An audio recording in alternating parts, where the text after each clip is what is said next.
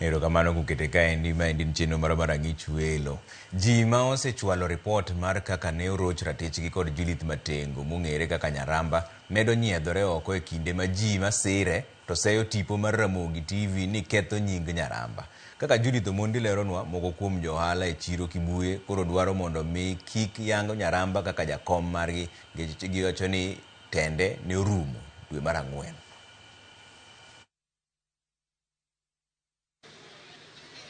Ndalo achiel bang' Judith Matengo ma ong'ere kaka Nyaramba kaachiel gi nyawadgi Marion Akinyi chopie nyim doho mar duoko penje wi rocho ratich johala moko e chiro ma Kibuye, ji mamoko medo wuok oko mar wuoyo ewi malit ma gisekalie lwet Nyaramba. Kata kamano e limbe marwa kawuono Kibuye wakuong warao mar twak kod kweth masiro Nyaramba ka ne ok wayudo duoko makare.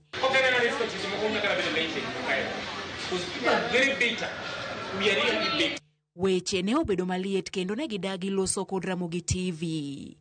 E twak marwa kod ji man kod neno mar Nyaramba e yo marach, wakuong warado kod Filemona Atieno, miyo mahike osekalo kendo ni kod nyikwae, omiyo ama ling' ewi kaka lembe ne owinjo matek e lwet Nyaramba. There was a day mane security go nokwalo nyanya e section mare no nen Jumapil. Kano biro mamano norado lemba kama, onoe mokwongo, mar ariyo, mar adek, mar ang'wen. Nyocha machiegni manyicha disaster moro no otokelezea. Ot moro nolwar kanyo mar jonyanya.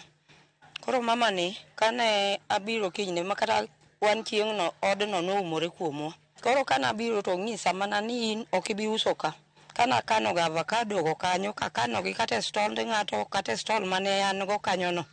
Ok iduog yudo. Security nego ne kaoga gikago to ok ibi yudo, ng'ama idwa penjo onge. Mane ok obedo mokwongo kendo ma ogik mane oneno e chiro Kibuye kendo e lwet Nyaramba. Atieko ndalo ariyo ma in fact gino nomiya stress mana bedo matuo maduogo mana e chiro no after a month.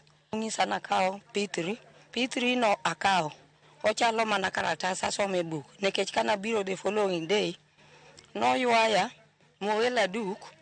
Koro igoya picha, jogego ne goyo picha to giposto to ginyiero. To obayo leso moro kama.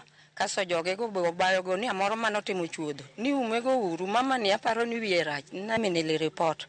Onge kony mora maseyudo up to now. Kevin Ouma en ja ohala mar ariyo, opedho ranyisi mar go report e tisendo bila makondele, kanyaka sani kuom higni 3, pod omanyo ratiro. An gi AOB manatero kondele 2022 okaw kitunguna mawa singalof 680 till up to now. OCS miluongo ne Kirui nung'isa ni hata hizo vitu zako itazama maji na wewe kamano.